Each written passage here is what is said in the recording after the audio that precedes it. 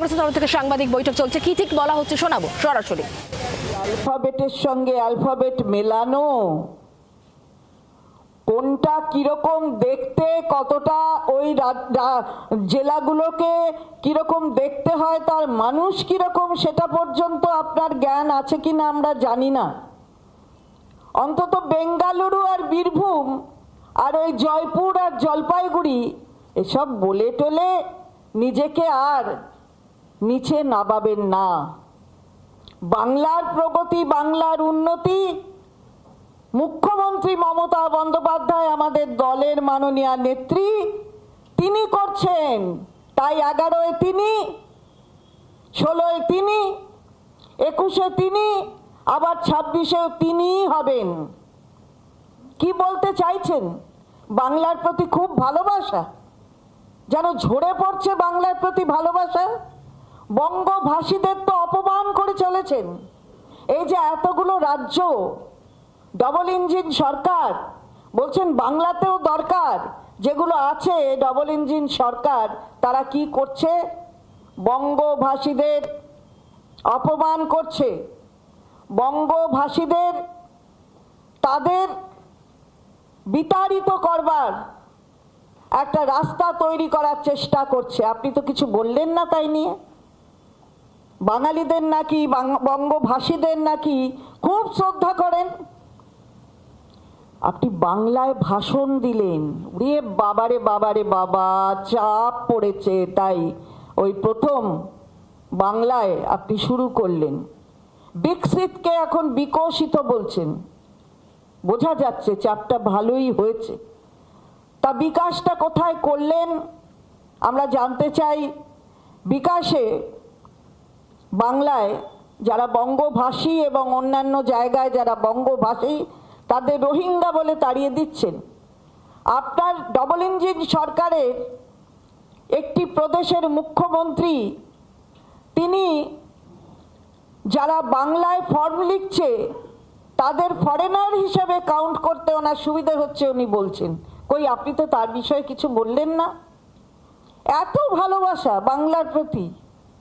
তারপর আমরা দেখলাম কি দুর্গাপুরে এসছেন, যে কথা আমাদের মাননীয় সাধারণ সম্পাদক একটু আগেই বলেছেন।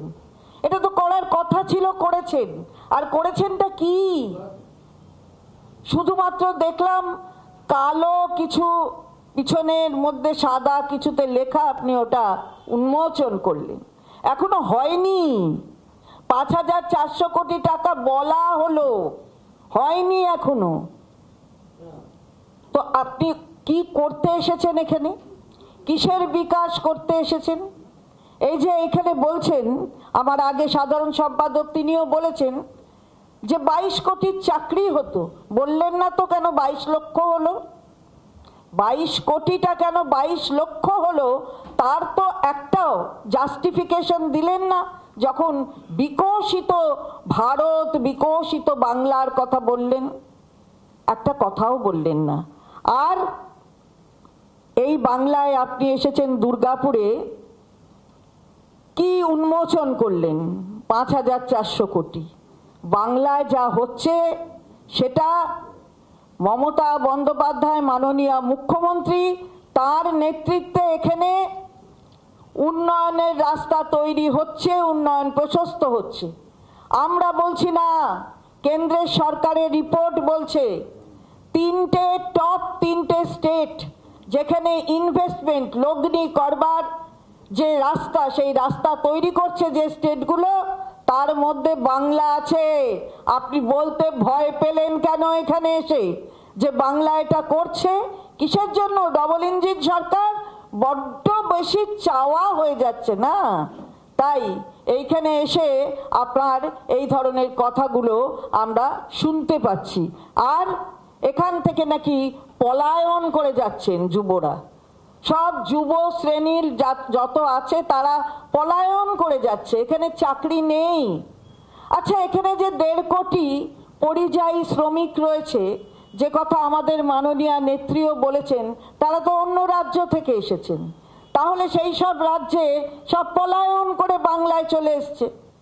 এখান থেকে নাকি পলায়ন করে যাচ্ছে যাদের স্কিল আছে, সেই স্কিলটাকে ইউজ করবার জন্য আমাদের মাননীয় নেত্রী বারবার বলেছেন যে ভারতবর্ষের যে কোনো জায়গায় যেতে পারে তারা, তাদের যাওয়ায় কোনো বাধা নেই। আপনি সংবিধানের কথা বলছেন আর আপনি রাইট টু মুভমেন্ট আটকাচ্ছেন, আপনি সংবিধানের কথা বলছেন, আপনি রাইট টু স্পিচ আটকাচ্ছেন। এই তো আপনার সংবিধানের প্রতি সম্মান আমরা দেখলাম। আর তার সাথে সাথে আমরা দেখলাম যে আপনার বড্ড ব্যথা মেয়েদের জন্য। উড়িষ্যা নাকি খুব ডেভেলপ করছে, খুব উন্নত হচ্ছে। কই উড়িষ্যার মেয়েটা যে পুড়ে মরে গেল। বাংলার আওয়াজ, বাঙালির আবেগ, জি 24 ঘন্টা।